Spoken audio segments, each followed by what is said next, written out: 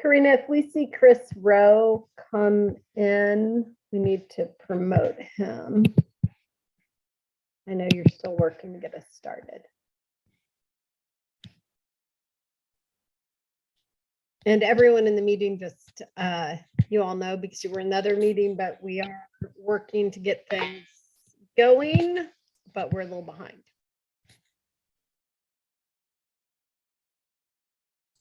Okay, Amber, sorry about that. I did finally, everything is ready to go right now. And then Chris Rowe, you said, is he ready? Yeah, I don't. Oh, there he is. Okay, so I Got him. think okay. Yeah, you should be good now. Great, thanks. So I think we're gonna go ahead and get started. So hopefully we're not behind chasing our tails all day. It's been a really productive morning. So I am going to go ahead and call the Parks and Conservation Committee for January 26th to order. We continue to meet virtually, obviously, and Karina, if you'll put up the information to join the meeting. You can always leave all council an email at council@ci.missoula.mt.us. And let's see, let's get this up there. Great. And then you can join at ci.missoula.mt.us/webcasts. So with that, there you go. Thanks, Karina. And could we just go ahead and do a quick roll call?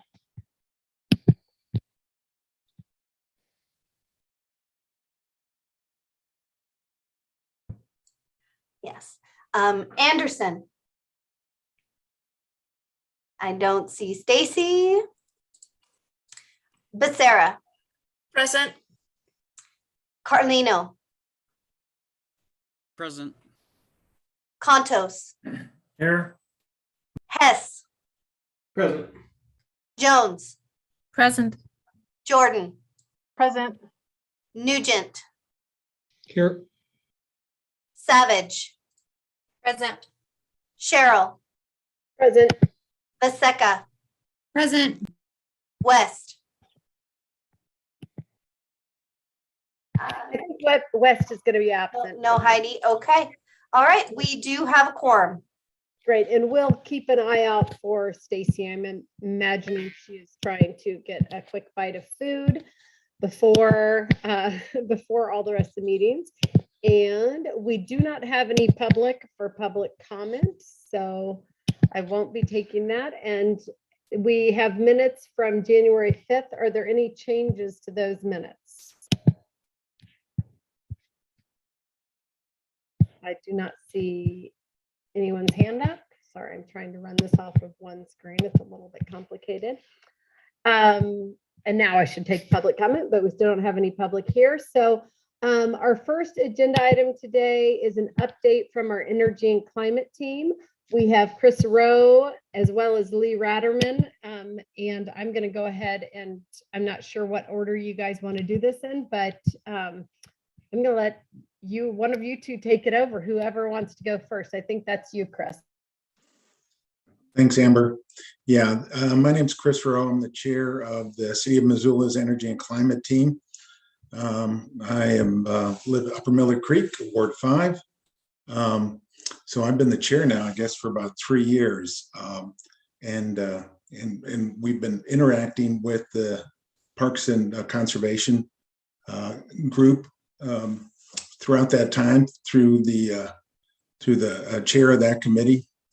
Obviously, Councilman Cheryl is that person for us. And so she's invited us here today to kind of give you an update. We haven't been doing this as regular as we'd like, but we're going to be doing this more frequently as we go forward.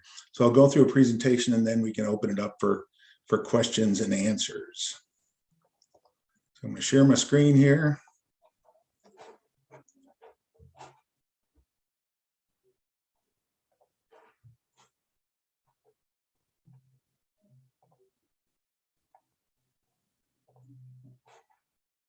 All right, is that everybody see that all right?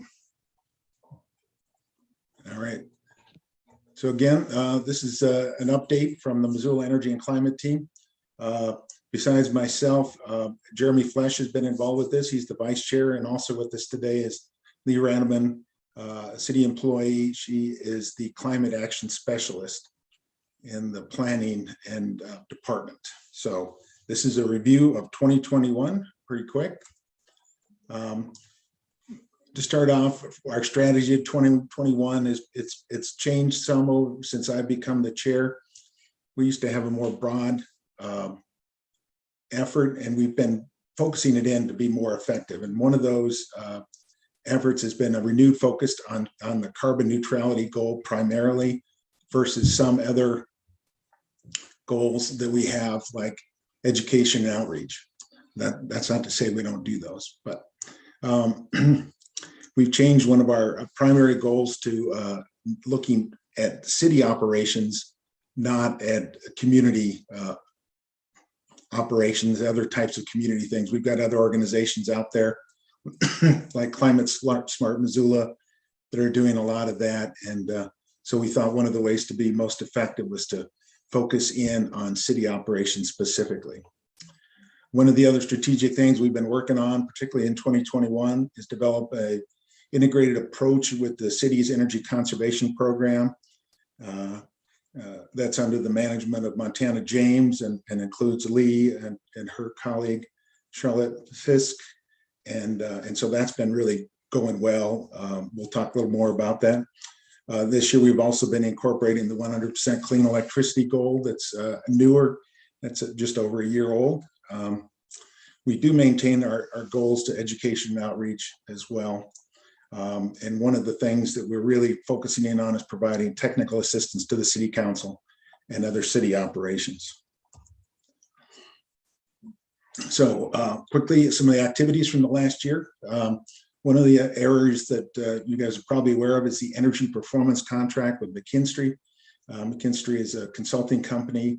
They are about to, or they proposed a handful of projects where the city will allow them to do things like upgrade the lighting at one of our parking facilities, and through this arrangement, we'll reduce our bill. They'll put energy efficient lighting in, and it becomes a sort of a cost neutral thing for the city, even though we get the upgrade. It's kind of a cool. We can talk more about that, and we've coordinated with the city staff on that.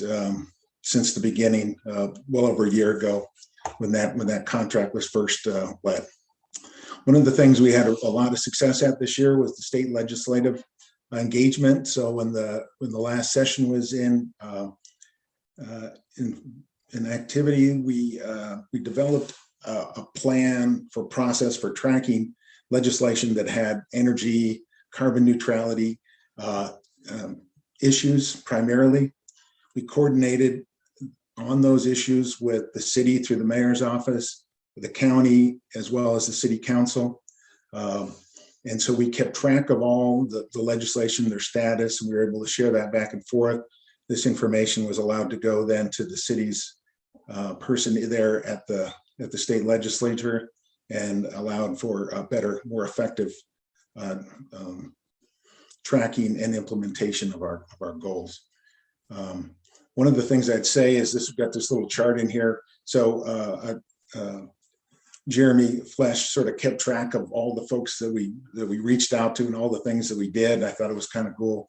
So Group A, we did 80 emails to the legislature. We did 23 calls, text messages, so forth. We communicated with our family and coworkers. We did a bunch of outreach on social media as well. So again, a pretty effective program there. Next up, as you guys were involved with, we started out the youth team member program. So as you guys remember, or for those folks that weren't there, that was part of a bylaw change where we've added 3 or 4 youth team members who are on for a 1-year period. They're non-voting members, but they are members of the team. So they participate as members of the team, and they're involved in all our operations. The only thing they don't do is vote, although we always gauge their interest at any vote. So we started out this last year with 4 youth team members. One of the things was developing the processes. We've never done this, so we're sort of figuring it out as we go. And that's that learn as we go. We'll talk about one of the main projects they're working on here in a minute. One of the things early last year was the county developed permanent rezoning regulation on cryptocurrency, where cryptocurrency electricity use had to be provided through a renewable source. And so we worked with the county on that, presented to the county commissioners on that. We felt that because it was overlap with the county and the city there, that was a good use of our time. One of the other things we did, and this has been again really effective, we've implemented a leadership team. We meet between the regular meetings. This consists of Councilwoman Cheryl, myself, Amber, and then Lee Ratterman from the city. So we help to coordinate our team's efforts between our major once monthly meetings. So that's again been pretty good thing. Obviously, the 100% clean energy, clean electricity initiatives going forward. Part of that was the MOU that was established between Northwestern Energy, the city, and the county, and they proposed a plan for implementing 100% clean electricity. That didn't get a great reception with the city and the county, so we provided comments, and now that's an ongoing process to develop that, to develop a draft implementation plan and execute it. It's been going a little slower, as you may all know, than we'd like it to. One of the things that we've added is coordinating with some of the city planning folks and housing folks on proposed affordable energy efforts, trying to make those as energy efficient as possible without increasing costs and improving the overall quality of the houses. So this has been mostly through discussions and outreach in doing that.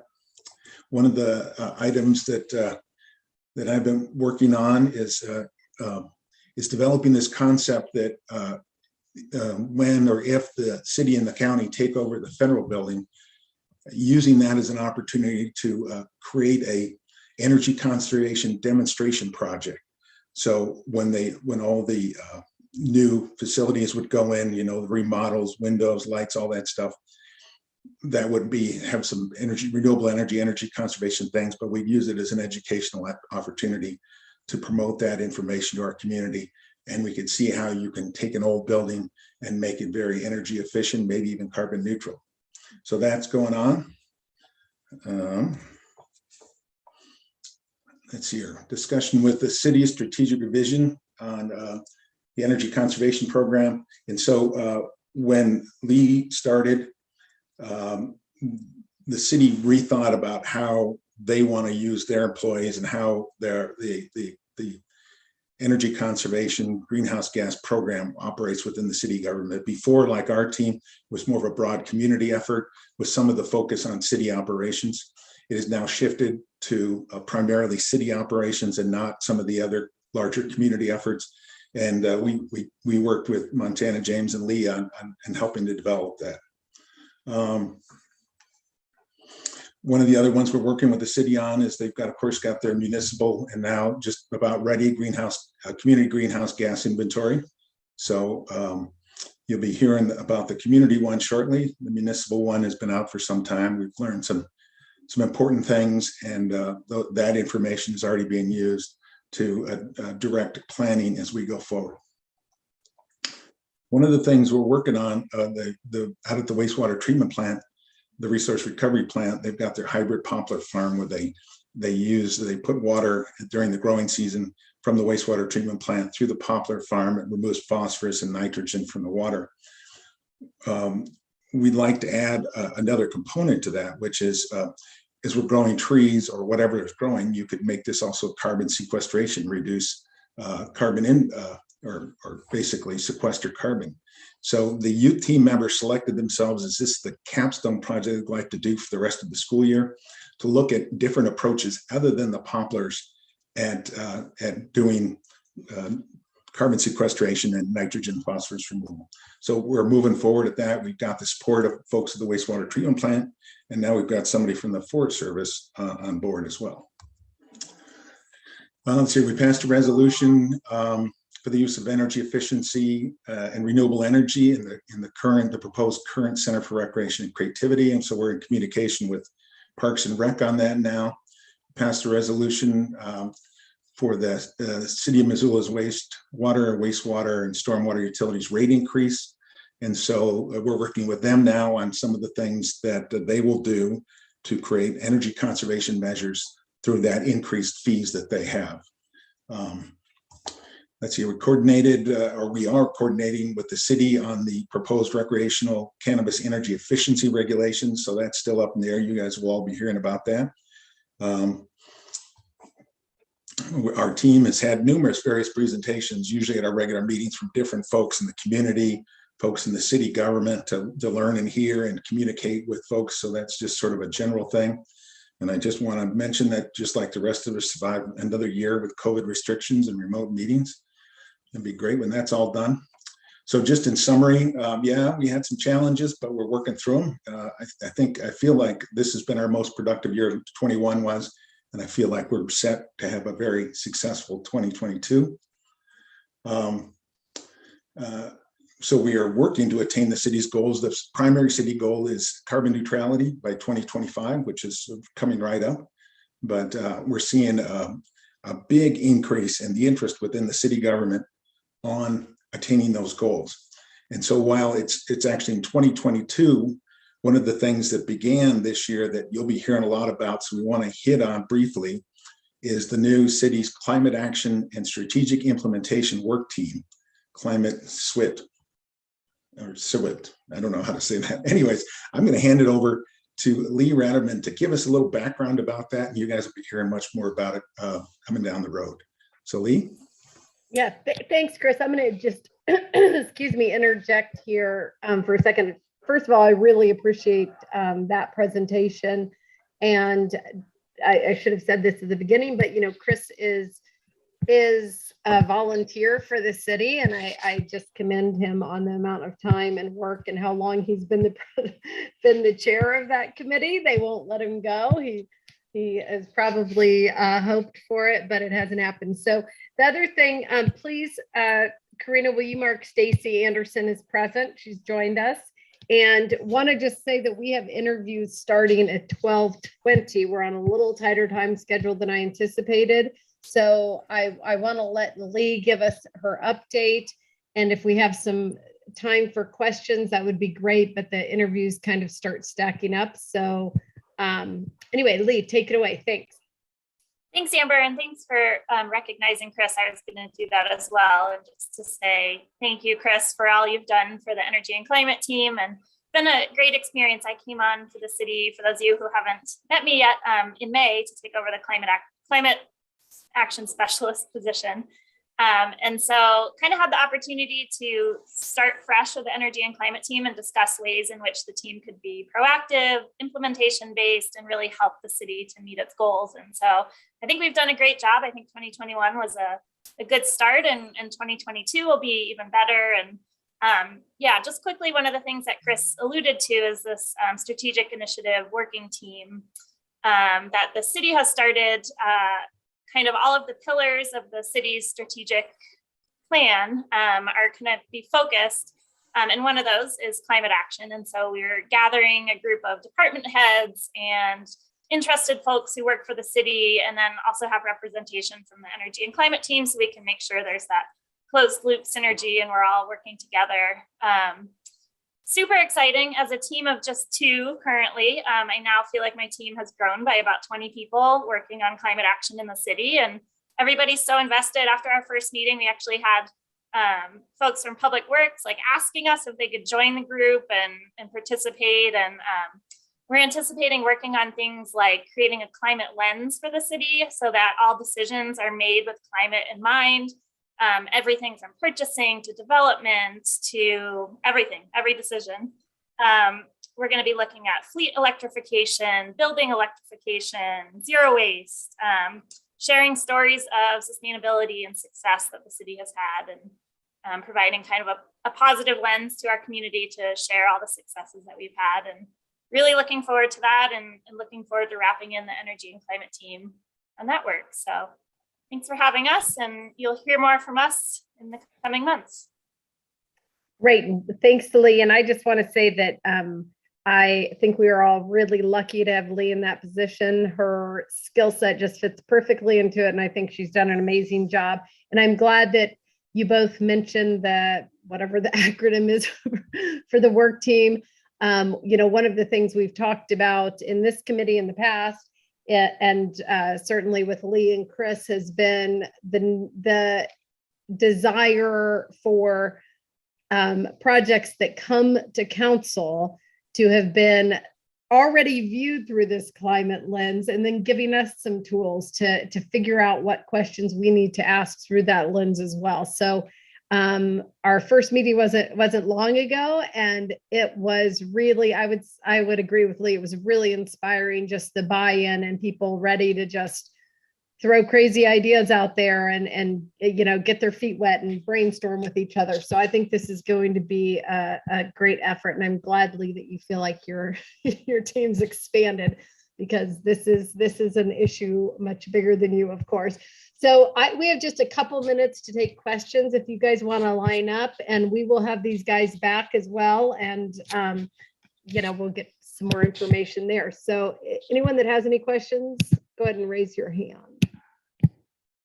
Daniel, go ahead.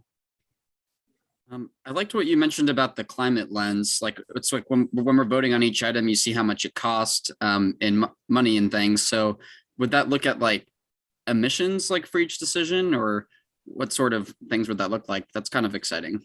Yeah, that's a great question. And that's why we're gathering a team of so many great leaders and thought folks to help us envision what that might look like. I think it's a combination of things. I think it's going to be policy, like the city adopting a policy that it can only purchase electric vehicles from going forward. We're also hoping to create a decision matrix, and part of that could include a price of carbon. And so when we're thinking about different projects, kind of tacking on that, what the true cost would be in terms of climate and emissions and carbon and all that. So to be determined, but if you have any thoughts, please let us know if you need help. Yeah.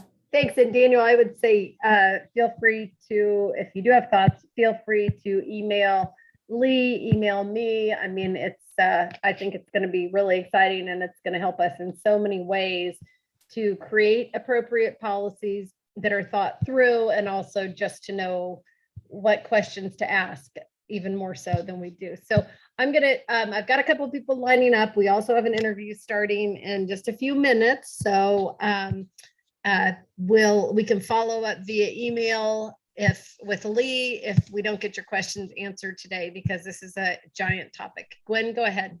Thanks. Not so much a question, but just a quick comment. I wanted to just note, I feel like the city has spent a lot of time over the last few years really creating a good framework, and now we're really starting to get some traction implementing. And I just wanted to, first of all, say, Lee, I really appreciate your work and the team that you are creating, and you're going forward. I appreciate that. And I did not want it lost, the fact that Chris Rowe is a volunteer who puts a huge amount of time into creating an energy and climate team culture that is very effective and is pushing that forward. And that means I can totally appreciate the hours and hours every week he puts in. So Missoula is lucky to have volunteers of that stature and that commitment. And Chris, I hope you do this for a long, long time, because you're making the world better. So thank you. Don't scare him, Gwen. A long, long time. Also, I want to give a quick thank you for that. And I want to give a quick shout out to Jeremy Flesh as well, who was unable to attend this time, but also is part of the leadership team and puts in tons of hours as well. Kristen, go ahead. Thank you. I just wanted to ask Lee, this is I don't know, I want to ask, you're talking about an environmental lens or climate lens. I'm just wondering about the use of the triple bottom line decision-making framework, and if you've ever heard of that, and how it kind of uses environment and the social aspect and the economic aspect in decision-making, and if you would be considering some of those other aspects as far as putting together your climate lens for decision-making. Yes, absolutely. Thank you for mentioning that. And some of the other strategic initiative working groups are focused on some of those other pillars. And so equity, we have the JEDI team, we have climate. So it's people, profit, planet.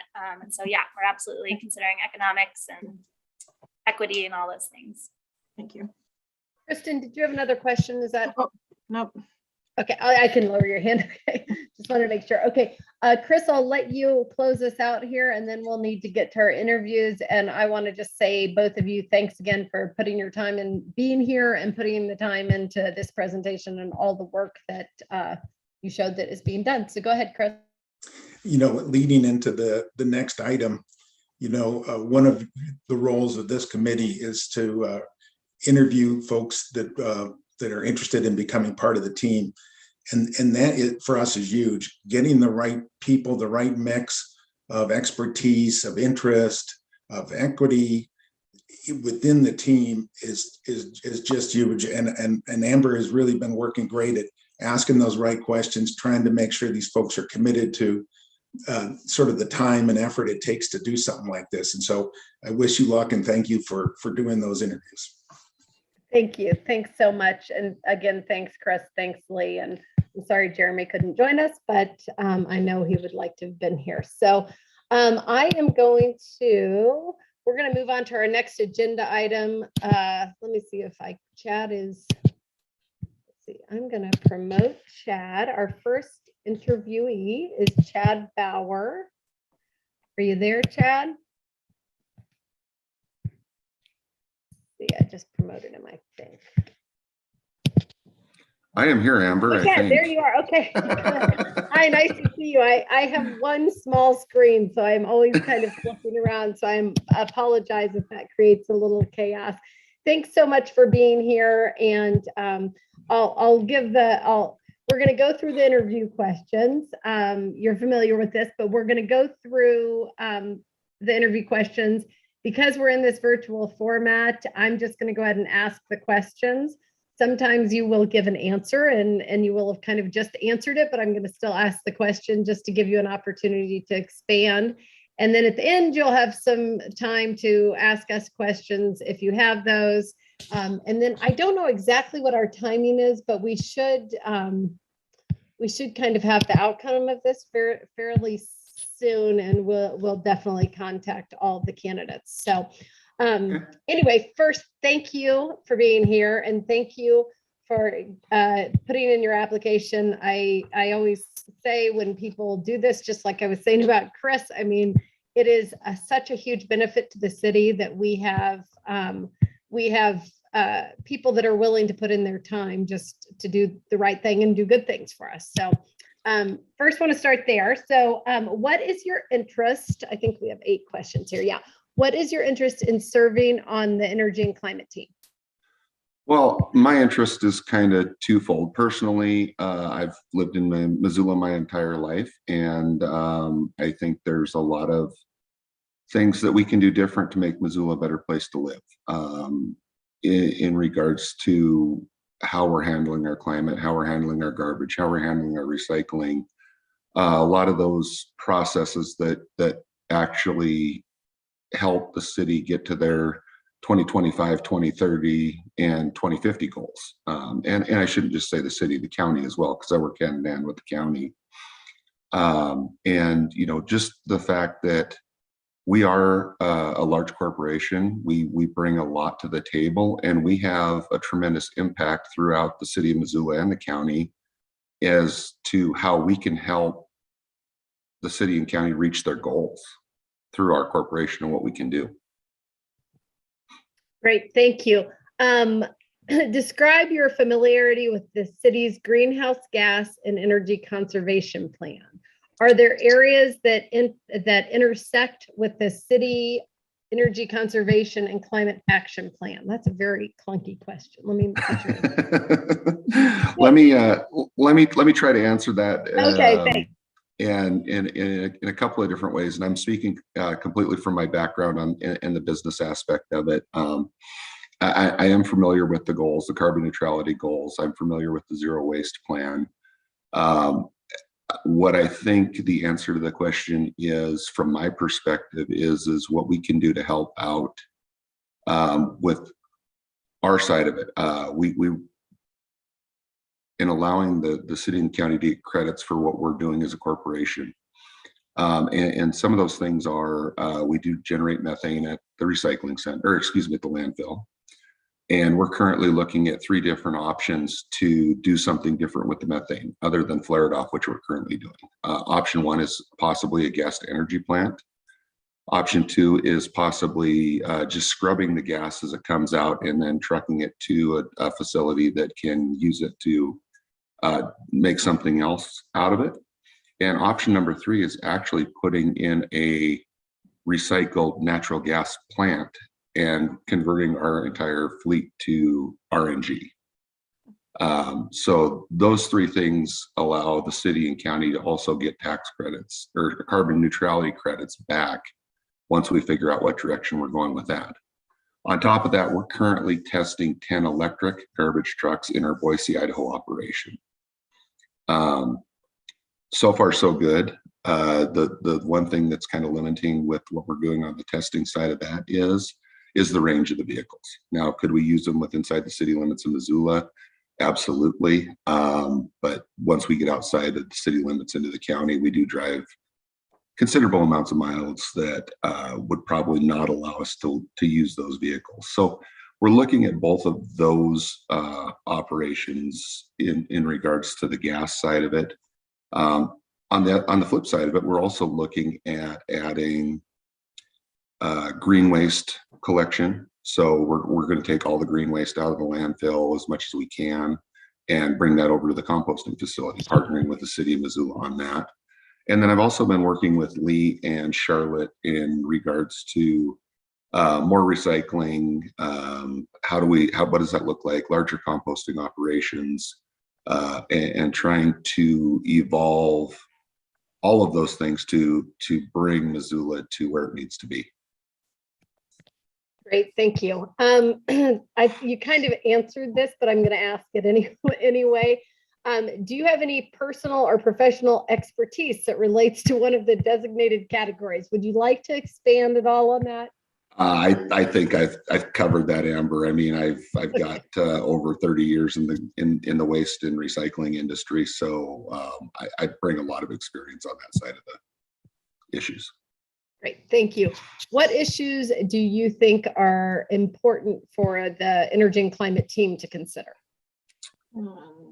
Well, as you've seen the last few days with the fog and the inversions and everything else, I think we all have to do our part to make sure that we're not polluting the air, we're not destroying our climate, whether that's alternate modes of transportation, whether it's electric vehicles, whether it's riding your bike, walking to work, doing whatever we can to make sure that Missoula is still one of the most attractive places in the state of Montana to live. That's why I'm still here after 30 years. I'm not leaving Missoula. Thanks. Can you provide an example of a time when you had to compromise, collaborate, or deal with conflict? And what were the results of those efforts? Oh, I think I deal with those on a daily basis. Here's an example. We'll just use recycling as an example. Everybody thinks recycling should be for free. What folks do not realize is there's a cost to recycle. There is a cost to process those materials. There's a cost to ship those materials. And there's a cost for doing the right thing. And having those hard conversations with diehard, I don't want to call them environmentalists, but folks that really want to recycle but they don't want to pay for it. So having those conversations that nothing is free. Everything has a cost to it, but does that cost outweigh the long-term effects if you don't do the recycling, or you don't do the composting, or you don't do something with the vehicles? And so, I have those conversations daily in regards to that. And I think I don't want to say we're winning, but we're getting to that point where we're starting to move those programs forward. Would how would you describe the level of urgency associated with addressing climate change? And how do you talk with people who have a different sense of that urgency? Well, as I've always said, Montana's 15 years behind the times. We're always late to the game, no matter what it is. And you know, I can be on either side of the fence, and I can be right in the middle. I think that's one of my assets, is being able to be that person that can play right down the middle and bring both sides of the argument together, so we have a clear understanding and a mutual understanding and a respectful understanding of what's going on. And I just think it's a matter of how it's presented, who it's presented to, and you have to know your audience and how to talk to those folks on both sides of the aisle, for a better choice of words. It's compromise. It's, you know, some folks are adamant one way or the other, but you know, with some compromise, some good conversation, there's always a way to meet in the middle. I agree. The city, number 7, the city and county offer board training twice a year. The training covers good governance, open meetings, public participation, and right to know, ethics, conflicts of interest bylaws, minutes, and parliamentary procedures. The city feels it's really important that all city board members attend this training. Have you attended it, or would you be willing to? I have not attended the city training, but in my job as the municipal market manager and government affairs liaison for Republic, I've attended a number of trainings in regards to that, but I would be more than happy to attend the city and county's training if elected to this board.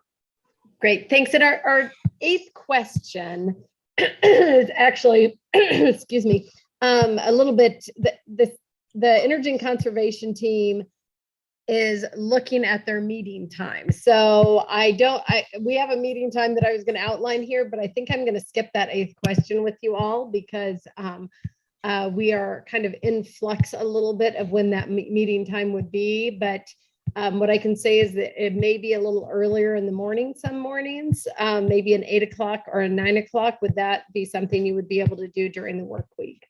my day usually starts between 3:30 and 4 in the morning, so it's not a problem whatsoever.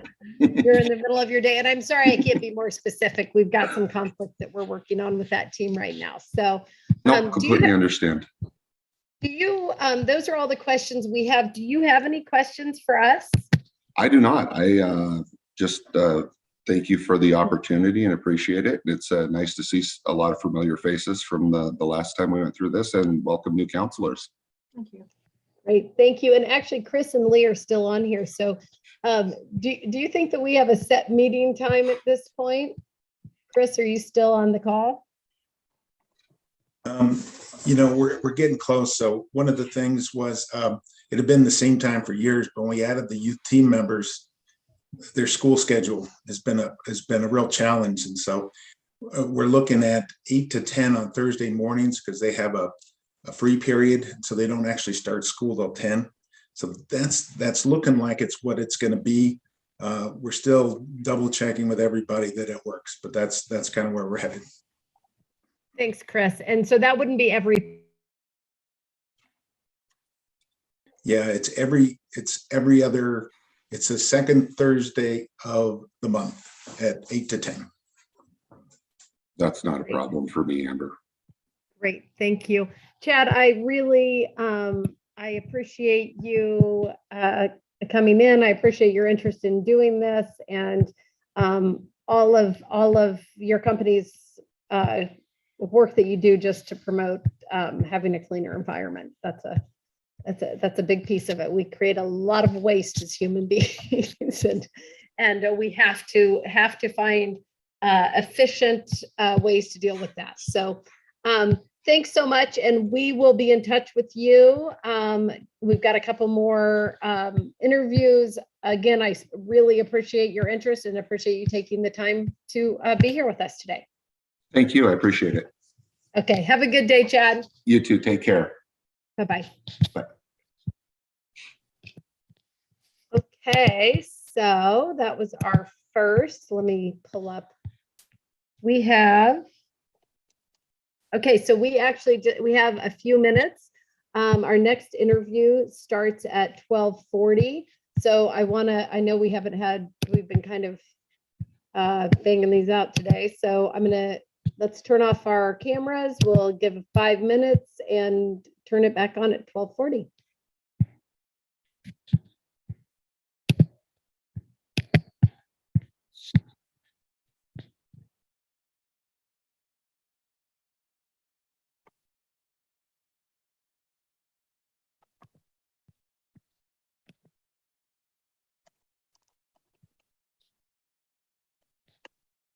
Karina, I'm watching for Luisa Amos or Amos maybe.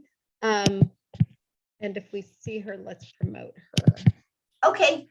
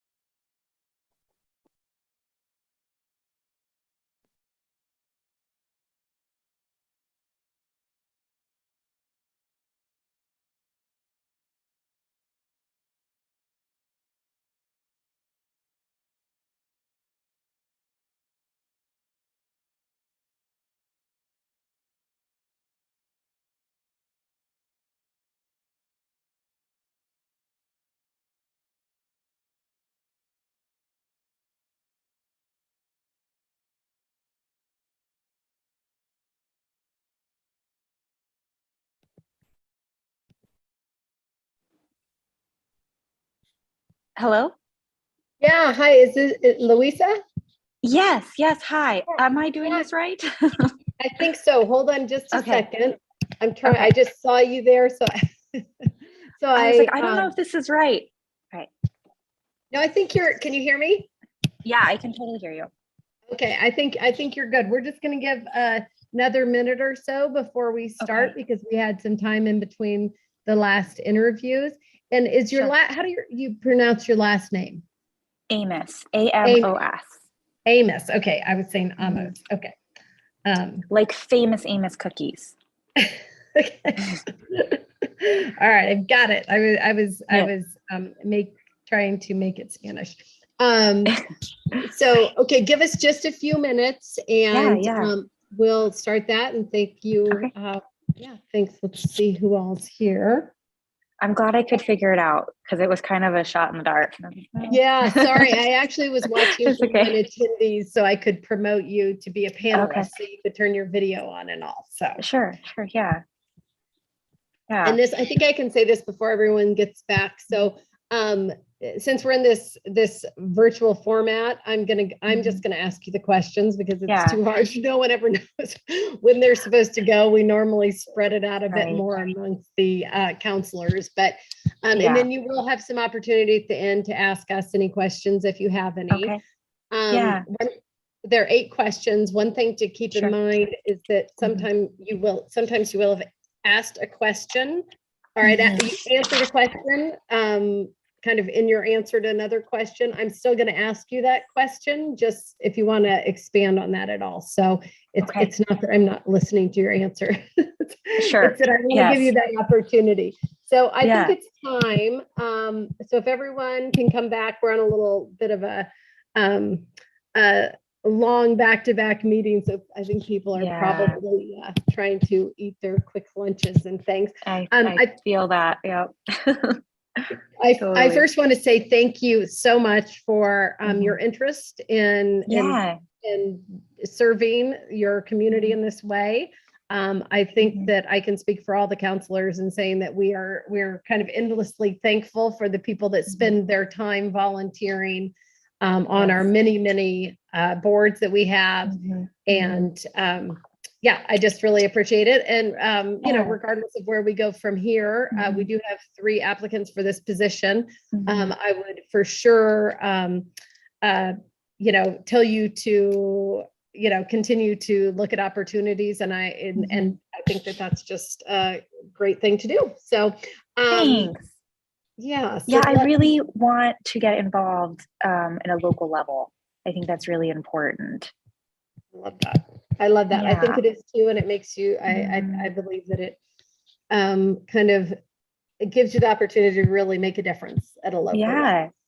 Yes, like we live here. Yeah, we live here. Let's It make makes it a good. difference. I tell people engage and pay attention Yes. to elections, pay attention Yeah. to the, you know, committees. So, Mhm. okay, so I think we're kind of all back. So I'm going to go ahead and start. Okay.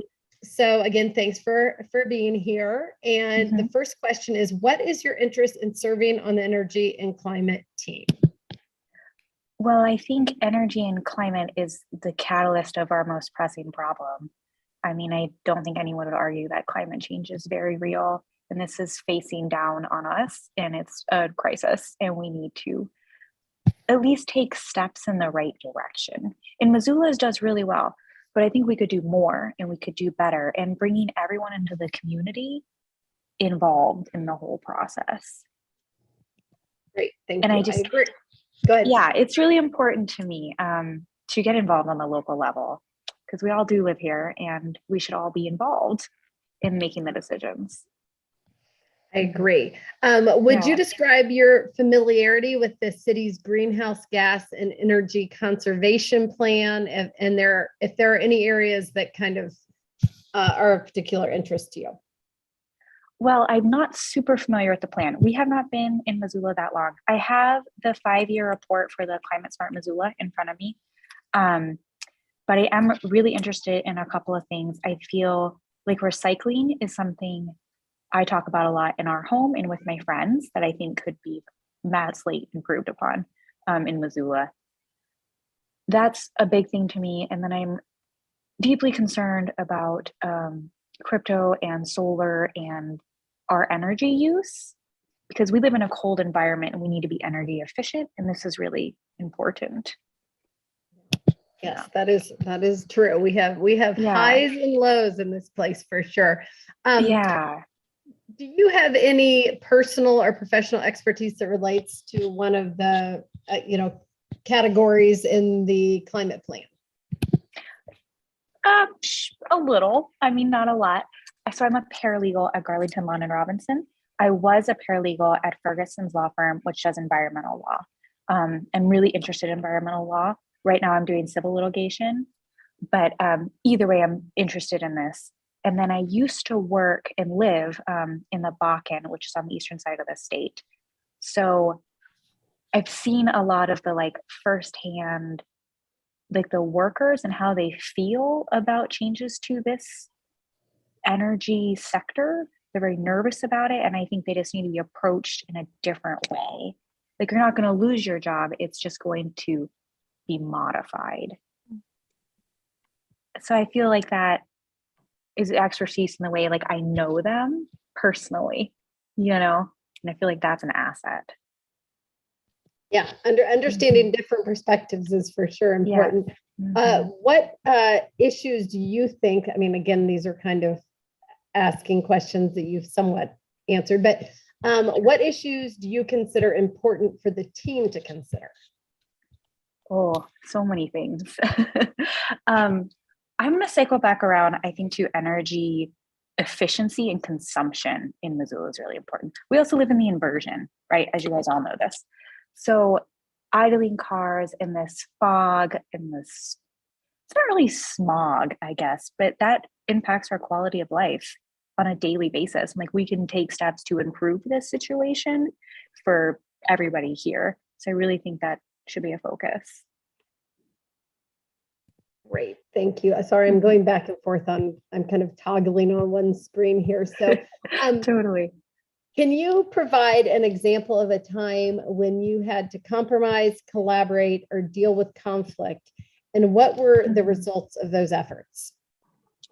That is an everyday occurrence. I work in civil litigation. We just do the best we can by trying to treat everybody with respect, and giving people the benefit of the doubt, and just trying to see everything from other people's perspectives. You treat everyone how you want to be treated, and I think that goes a long way, because not everyone's going to agree, but we can still be respectful. And that's really important. We have lots of conversations about that. Yeah. So how would you describe the level of urgency associated with addressing climate change? How do you talk to people, and how do you talk to people who have a different sense of that urgency? That is, I feel like, a very loaded question. I think it's of utmost urgency because we only get one planet. I think it's really hard to talk to people who don't see it as a problem, or they have wild conspiracy theories, and that can be really hard to break through because they're not science-based. You can't change their mind with facts. It's an emotional thing, and that is really interesting. And I honestly don't know how to approach that. If anyone has any ideas, I'm open to it. I don't know if you guys have seen that movie on Netflix, Don't Look Up, but I feel like that is just so real, and I can really see that happening. And people will just deny it, which is, even if it's happening right now. So I don't know. Yeah, I had a hard time finding the humor in that movie because it was so painfully real too. So Yeah. Okay, so the city and county offer board training twice a year. The training covers good governance, open meetings, public participation and right to know, ethics, conflicts of interest, bylaws, minutes, and parliamentary procedures. The city feels it's very important that all city board members attend this training. Have you attended, or will you attend? And would you attend? I haven't attended. I would be happy to attend. Yeah, definitely. I'm sure we could work it into the schedule. It's not a problem. And as I had told our last interviewee, the energy and climate team is currently trying to reconfigure when we have meetings.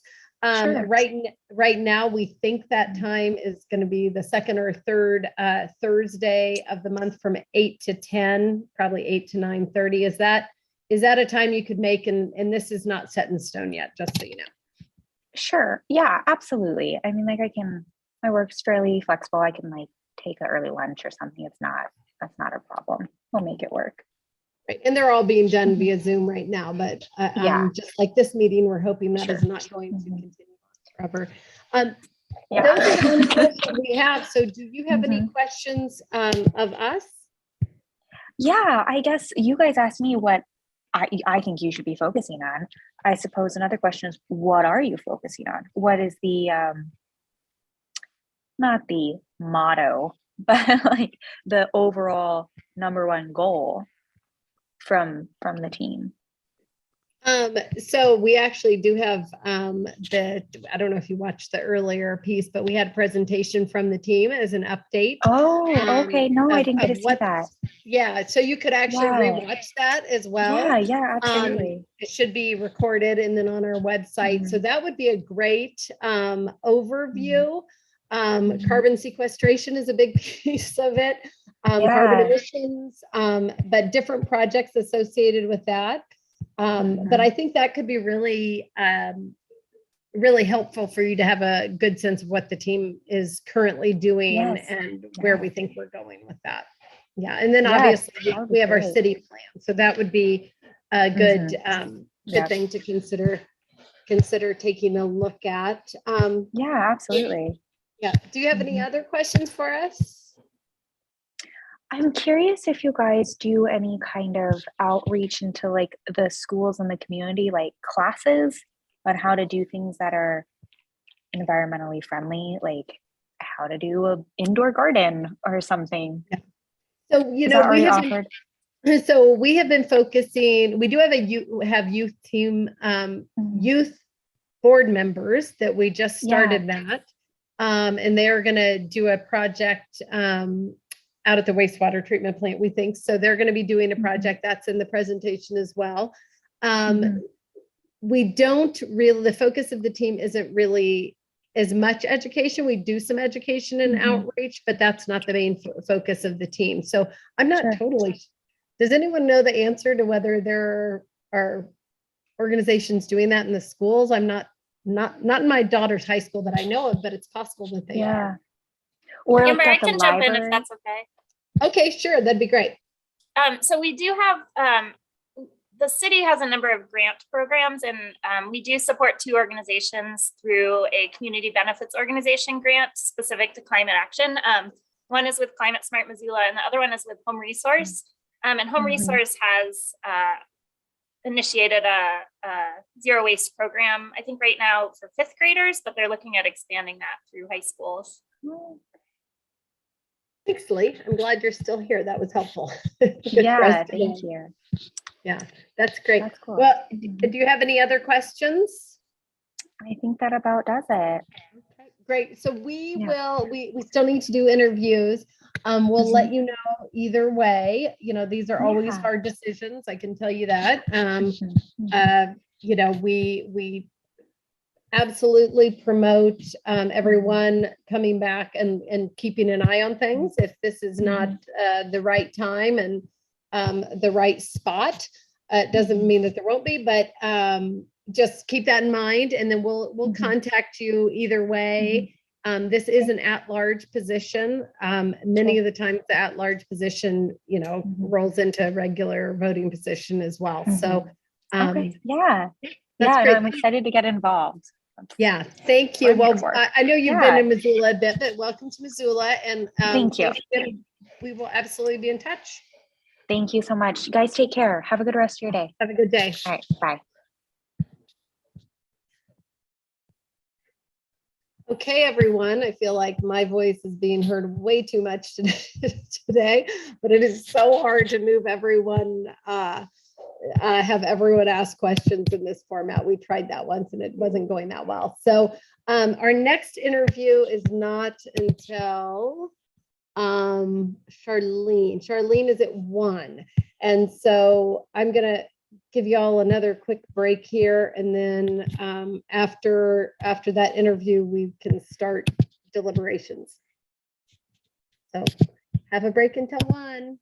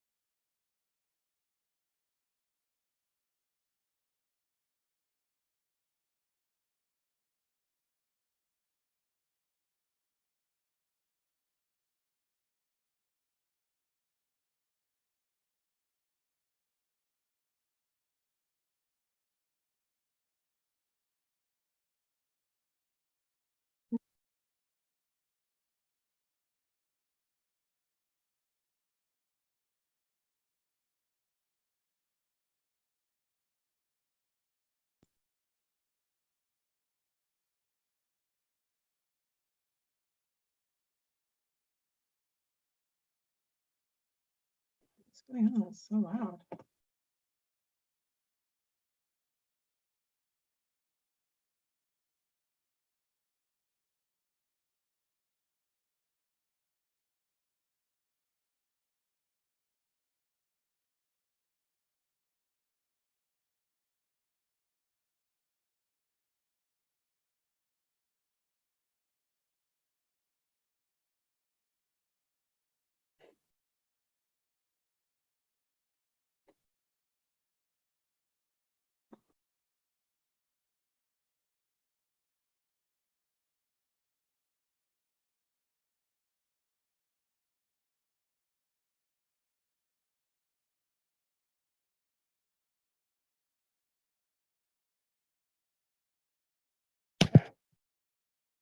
Hi, everyone. It's 1 o'clock, but we are still waiting for our interview.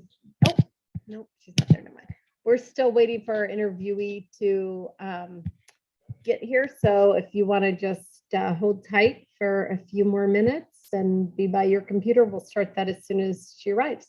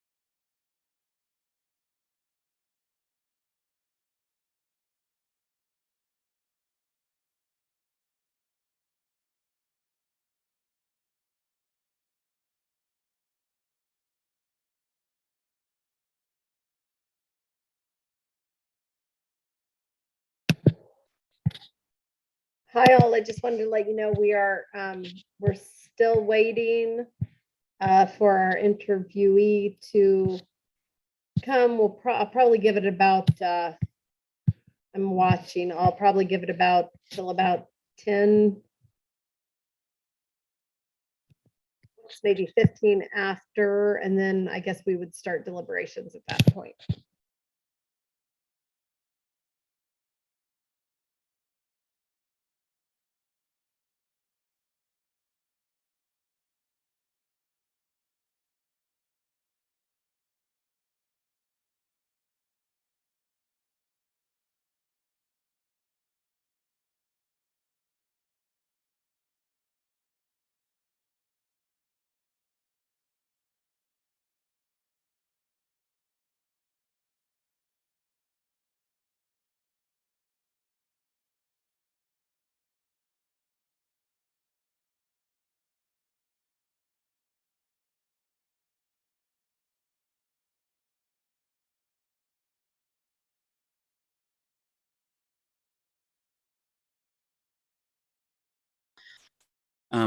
Hey, Amber, I'm on the phone with Charlene. I just got her number off of the applicant form here, and she is with a patient right now at her work. So I just was gonna pass that along, and she was asking if she could reschedule, but I'm on the phone with her right now. Okay. Okay. We'll have a conversation about that. She's not going to be done anytime soon. Did you hear that, Charlene?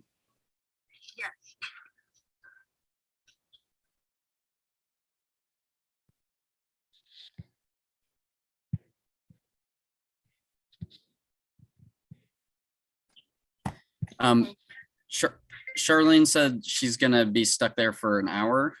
Okay. So yeah. Okay. Thank you. I would say, are you done with that conversation? I'm still on the phone with her. Oh, okay. Okay. We might need to talk as a council about it for a second. So. Yep. Yeah.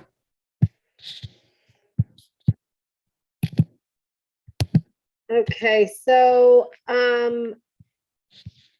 I'd like people to weigh in. I don't have a problem waiting. I don't think there's, we have kind of, this position's been empty for a while.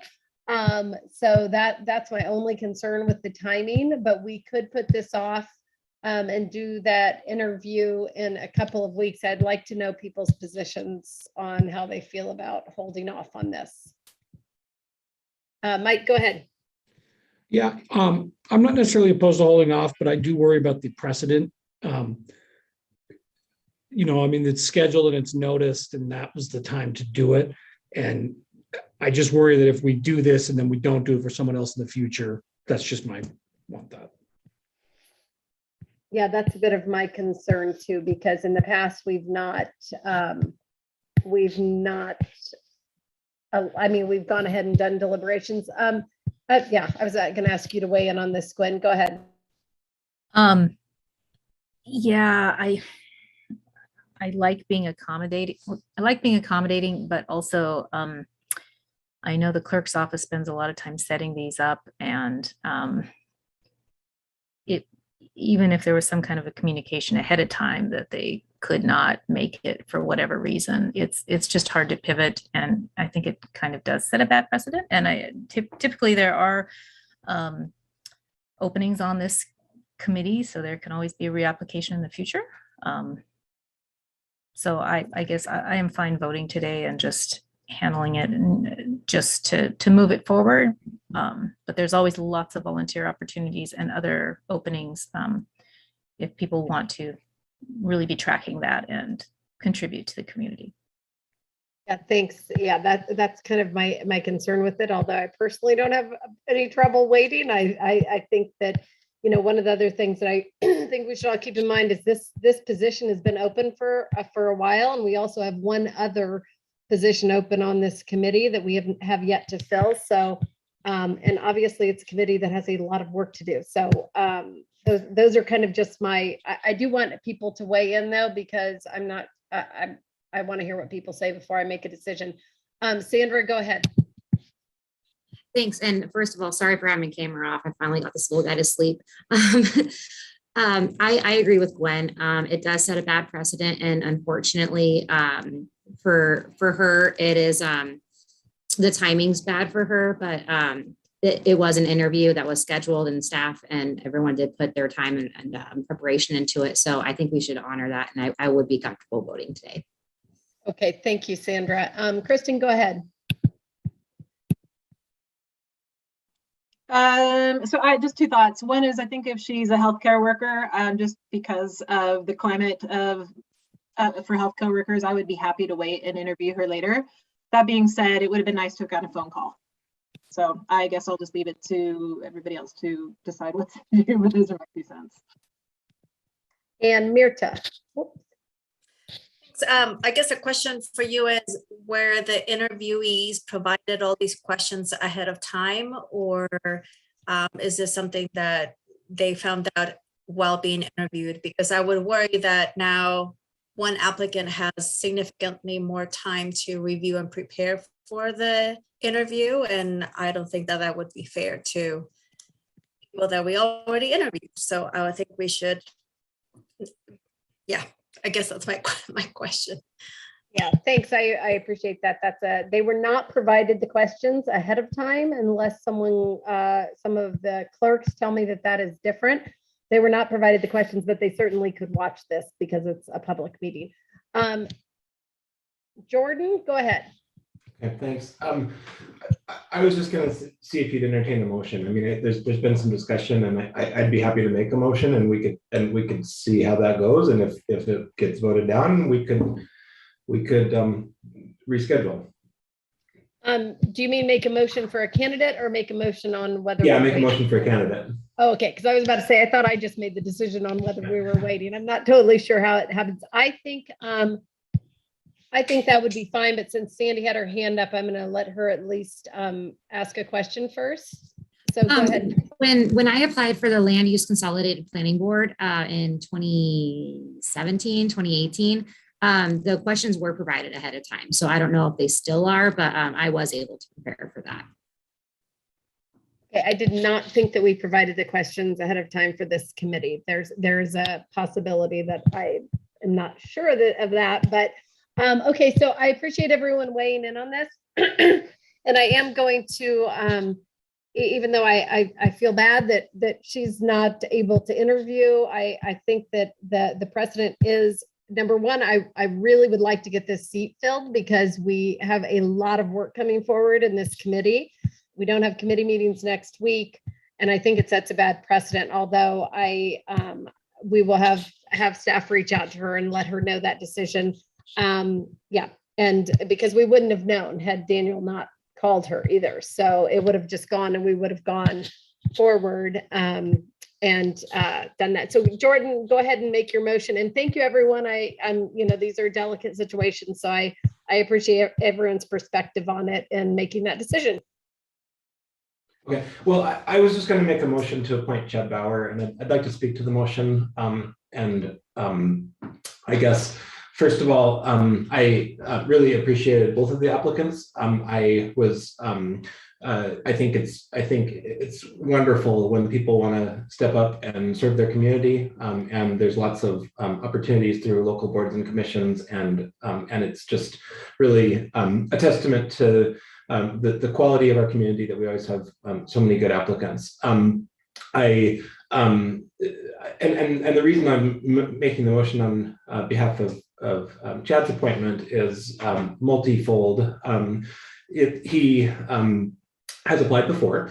He's expressed continual interest, and there was significant interest on the council last time in appointing Chad.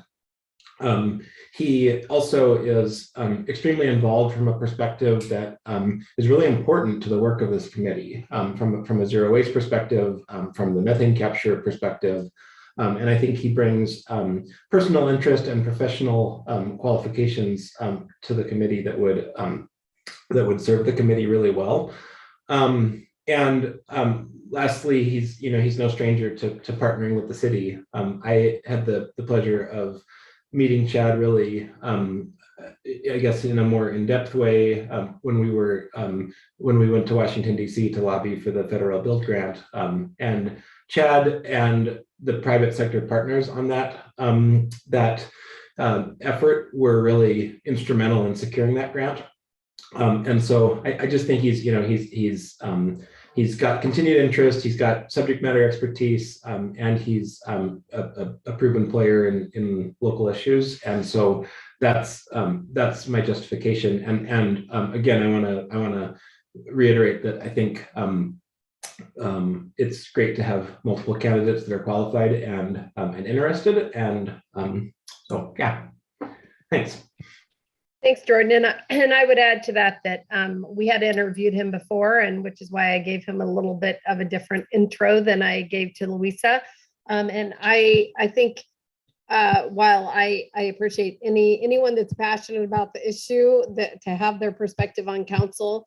Last time I was really impressed by Chad's interview, and I think it would be a unique and very valuable perspective to have someone that is in the business of this on that committee. Just looking at the makeup, we have a lot of scientists, which is great, but I think that would be a valuable perspective to add. So thank you for that nomination. Mike, go ahead.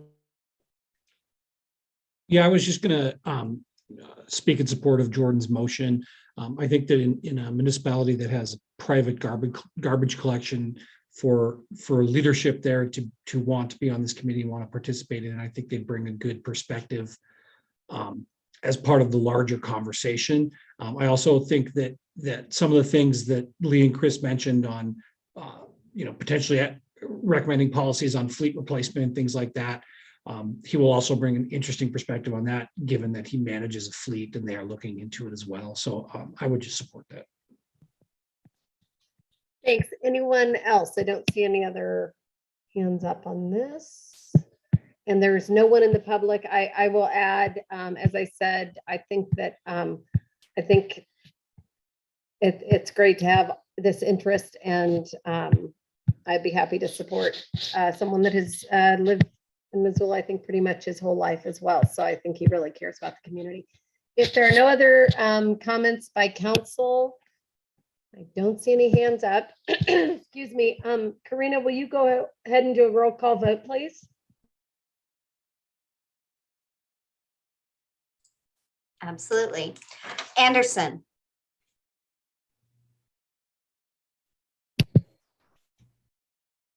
Stacy, are you there? She's been having technical difficulties by the Yeah, looks of it. her screen was Oh. flashing earlier, Yeah. so she might be having some tech issues. Oh, So, no. I wonder if we can ring her. Okay, I will skip over her and we will go to Becerra.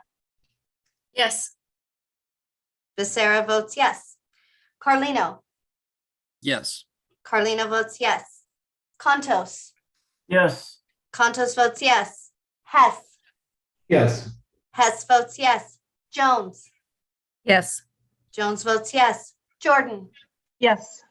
Jordan votes yes. Nugent. Yes. Nugent votes yes. Savage. Yes. Savage votes yes. Cheryl. Yes. Cheryl votes yes. Vaseka. Yes. Vaseka votes yes. So that's 10 yeses and 1 absent. Great. Thank you. Thank you. So that is our last agenda item. I will contact, I think it was Charlene, and let her know the decision, and then staff will contact the Louisa and Chad, I believe is how it works. So thank you, everyone. I appreciate your help kind of making that decision about Charlene, and I'm sorry that she wasn't able to interview today, but I think that that's the right way to go forward, and we are adjourned. Amber, Yeah. I don't think you called for public comment, so I just thought you might want to note that there was no public. Oh, okay. Sorry. I thought I had said there wasn't any public. Okay. Oh. No public here. Now we're adjourned. Thanks, Jordan.